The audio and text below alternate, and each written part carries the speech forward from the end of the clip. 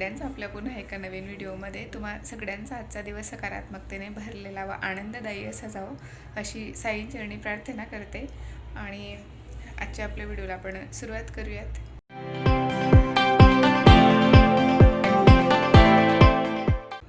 सगळ्यात आधी सगळ्यांना महाशिवरात्रीच्या हार्दिक शुभेच्छा.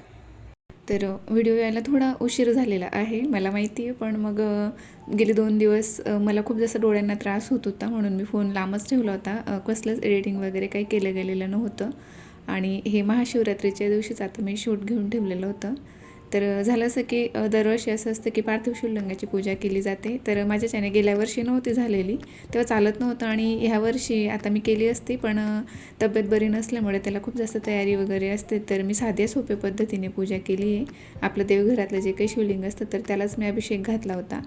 आणि मग संध्याकाळी जे काही 2 दिवसापासून पारायण लावलं होतं मी चिवलेलं अमृतचं, तर ते आज माझं कंप्लीट झालं. तर तोही नैवेद्य वगैरे दाखवला, घरातली पूजा आवरली आणि असं चाललं होतं की संध्याकाळी मंदिरात जाऊयात म्हणून महादेवाच्या एखाद्या ठिकाणी.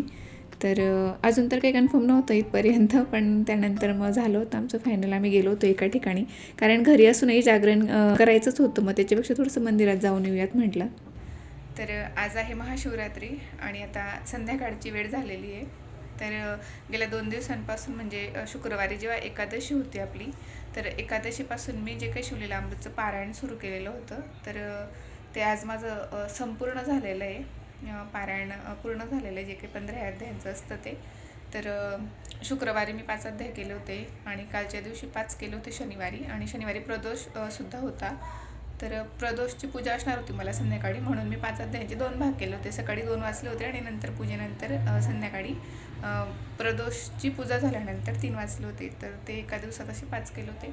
आणि आजही तसंच केलं, कारण दुपारीच आम्हाला मंदिरात जायचं होतं, पण दुपारी लेट झाला आवरायला आणि आधी 4ला घरी आला आणि त्याच्यासाठी आम्ही थांबलो होतो, त्याला न्यायचं होतं सोबत म्हणून. तर आता संध्याकाळची पूजा वगैरे सगळं आवरून झालेलं आहे. आता वेळ भेटला तर आता मी जातो आहे कुठेतरी मंदिरात वगैरे जाऊन येऊयात, कारण आज महाशिवरात्री आहे. तर इथे माझी पूजा झालेली आहे आणि नैवेद्यासाठी मी शेंगदाण्याचे लाडू बनवलेले आहेत, कारण काल खीर होती आणि परवाच्या दिवशी काहीतरी गोडाचं बनवलेलं होतं आणि काल प्रदोष असल्यामुळे खिरीचा नैवेद्य होता. मला बटाट्यांचा शिराही बनवायचा होता, पण आता फराळ कोणालाच करायचा नाही आहे म्हणून थोडं शॉर्टकटच मी बनवलं. तर इथे अशी पूजा झालेली आहे. आणि दरवर्षी माझं असं असायचं की मी जेव्हा माझं यूट्यूब सुरू नव्हतं तेव्हा पार्लरही नव्हतं आणि यूट्यूबही नव्हतं, तर भरपूर वेळ असायचा माझ्याकडे. तर मी 1 दिवसीय पारायण करायची आणि कित्येकदा तर मी एका बैठकीतसुद्धा सगळे अध्याय वाचले आहेत. पण खूप जास्त त्रास होतो, त्यामुळे गेली 2-3 वर्षांपासून मी 7 अध्याय वाचून घ्यायची, मग परत थोडासा ब्रेक घेऊन मग नंतर वाचायची. पण ह्यावेळेस मात्र मी 3 दिवसांचं पारायण केलं, कारण खूप जास्त ते घरातलं सगळं आवरून वगैरे खूप धावपळ होत होतं आणि खूप जास्त थकायला होत होतं, त्यामुळे मग लक्षही लागत नाही आपल्याला वाचनात. म्हणून मी थोडे अध्याय करून 3 दिवसांचंही पारायण यावर्षी केलं. चला, आता जर का गेलो मंदिरात तर तुम्हाला इथून पुढे तो शूट मी लावते. आणि इथे मी गोडबोर बनवले होते, तुम्ही बघू शकता. ते दिसायला अशी दिसत आहे पण चवीला खूप छान लागत आहेत. तर त्यांना मी आधी पाण्यात उकडून घेतलं होतं आणि असे सॉफ्ट होईपर्यंत, आणि मग त्यानंतर त्यात गूळ घातला होता. तर इतके भारी लागतं आहे ते. बऱ्याच वर्षांनी खाते मी. लहान असताना गावात विकायला यायचे तेव्हा खाल्लं होतं, तर आत्ता बनवले आहेत मी ते. कारण आणि थोडेच होते जेवढे, आणि तेवढेच मी ते सुकवले होते, तर ते एवढे झालेले आहेत. थोडे होते आणखीन, जे की मी दुपारी झाल्यानंतर खाल्ले होते आणि खूप भारी लागते ते. तर फारशी कोणाला भूक नव्हती आणि फराळ नव्हतं करायचं, तर इथे मी आमटी बनवली होती आता दाण्यांची उपवासाची, आणि एवढे साबुदाणे शिल्लक आहेत तर ते वाया जातील म्हणून मी आता ते खाऊन घेते. हे बोर आहेत पण एवढी काही मला आता जाणार, आणि मी यांना उद्या सकाळी म्हणजे उद्या दिवसभरात संपवेल मी, कारण दुपारी खाल्ली गेली माझ्याच्याने. आणि आता हे फराळ मी करते.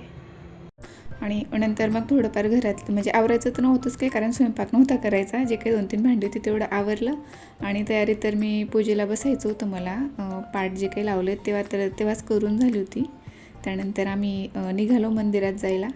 तर आम्हाला जवळच, आमच्या घरापासून जवळ जनार्दन स्वामींचा मठ आहे, तर तिथे शर्वायेश्वर महादेवाचं मंदिर आहे. पण झालं असं की तिथे भरपूरदा जाणं होतं. जेव्हा माझा प्रदोष असतो किंवा महिन्याची शिवरात्र असते तेव्हा खूपदा मध्ये मध्ये जाणं होतं. पण म्हटलं हे जे काही सोमेश्वर महादेव मंदिर आहे नाशिकला,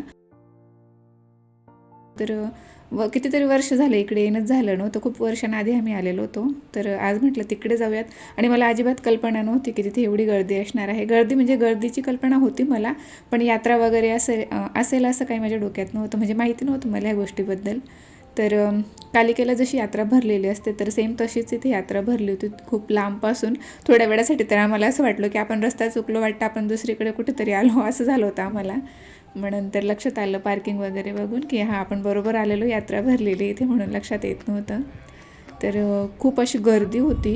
आणि त्यानंतर मग हे खाली येऊन ते मंदिर आहेत नदीच्या काठावर, म्हणजे वर आहेत, नदी खाली आहे.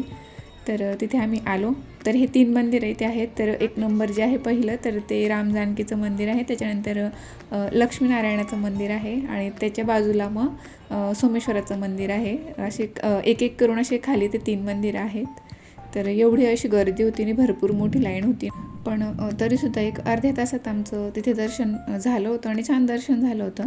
पण एवढं होतं की आतमध्ये शूट वगैरे मी काही घेतलं नाही, कारण तुम्हाला दाखवण्यासाठी एखाद्या दिवशी निवांत वेळ काढून मी पुन्हा तिथे जाणार आहे, तेव्हा करूयात शूट वगैरे. पण आजच्या दिवशी तुम्हाला बाहेरून दाखवते. थोडंफार आतमध्ये घेतलं गेलेलं आहे, पण नंतर म्हटलं आपलंच दर्शन होणार नाही म्हणून मी फोन ठेवला होता.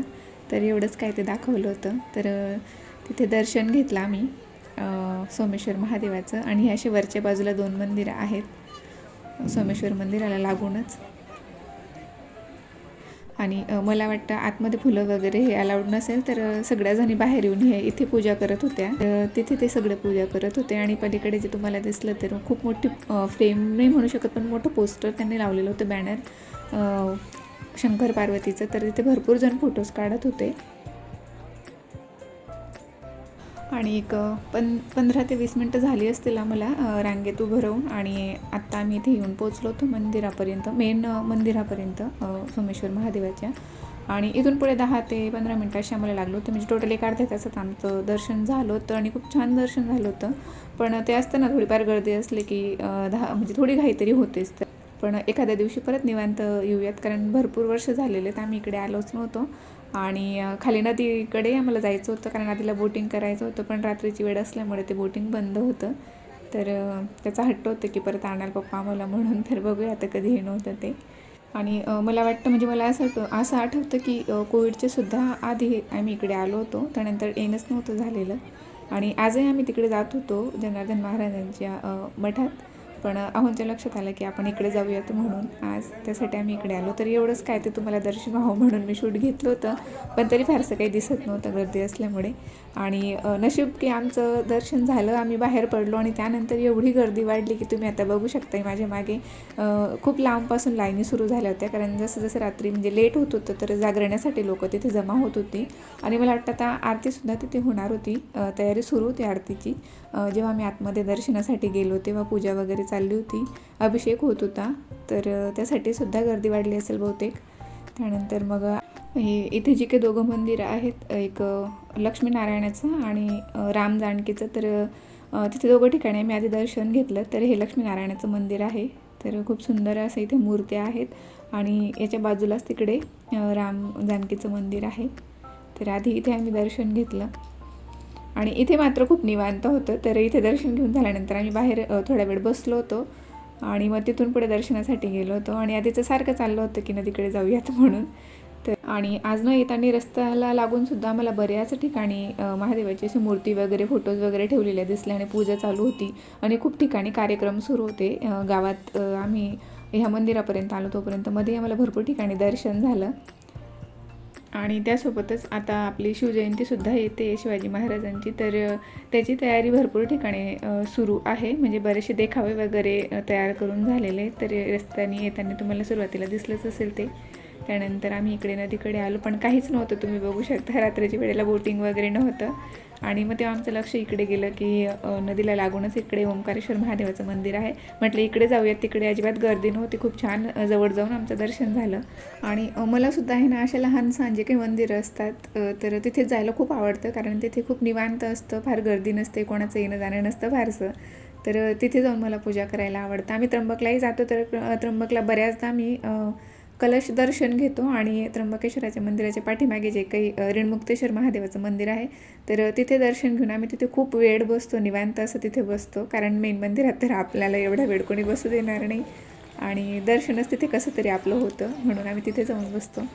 आणि आम्ही तिकडनं आलो, दर्शन वगैरे घेऊन तोपर्यंत इथे आरती सुरू झालेली होती आणि तुम्ही बघू शकता आम्ही आलो तेव्हा एवढी फारशी गर्दी नव्हती, सगळं सुटसुटीत आणि मोकळं वाटत होतं. आणि आत्ता एवढं अशी सगळी जागा ही भरून गेली होती, मंदिराच्या आजूबाजूचा सगळा परिसर माणसांनी भरला होता.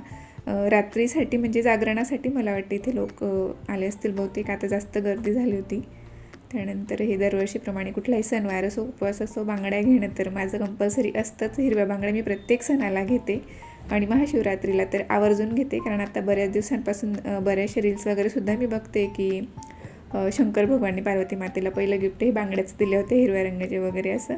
पण मी दरवर्षी घेत असते आणि महाशिवरात्रीलाच नाही, प्रत्येक उपवास वगैरे काही असतो आपला तर तेव्हा मी घेत असते, जसं की हरतालिका असते आणि श्रावण महिन्यात घेते, वटपौर्णिमेला घेते, असे काही सण असतात तर त्यानिमित्ताने मी घेत असते. तर एकादशी वगैरे मोठी एकादशी असते तेव्हा.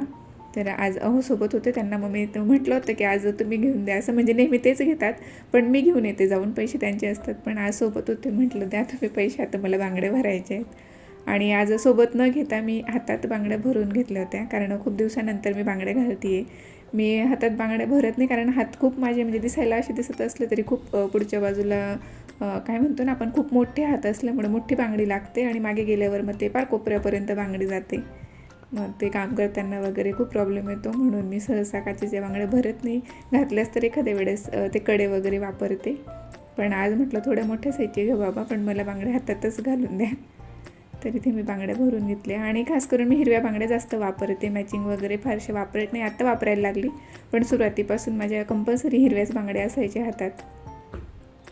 आणि तिथे बांगड्यांसोबत यात्रेत भरपूर अशा गोष्टी होत्या, ज्वेलरीसुद्धा खूप छान होती तिथे, पण फारसं थांबून आणि मला काही घ्यायचं नव्हतं आणि आपण बघायला गेलो की एखादी वस्तू घेणं होतंच, म्हणून मी लांबूनच सगळं बघून घेतलं. शिवाय भांडीसुद्धा होती आणि इतरही घरात लागणाऱ्या भरपूर अशा वस्तूसुद्धा होत्या, तर मी बाकीचं तर बघून घेतलं. आणि मग ज्वेलरीकडे तर मी गेलीच नाही, कारण तिकडे गेली असते तर मी काही ना काही घेतलंच असतं, म्हणून मी तेवढं अवॉइड केलं. आणि त्यानंतर मग आम्ही घरी जायला निघालो, तर मेन रस्त्यावरसुद्धा ही एवढी अशी गर्दी होती, खूप लांबपर्यंत यात्रा भरलेली होती. तर आजचा व्हिडिओ मी इथेच थांबवते. आवडला असेल तर एक लाईक नक्की करा, सोबतच चॅनलवर नवीन असाल तर चॅनलला सबस्क्राईब करा. पुन्हा भेटू एका नवीन व्हिडिओमध्ये, तोपर्यंत आनंदी राहा. बाय.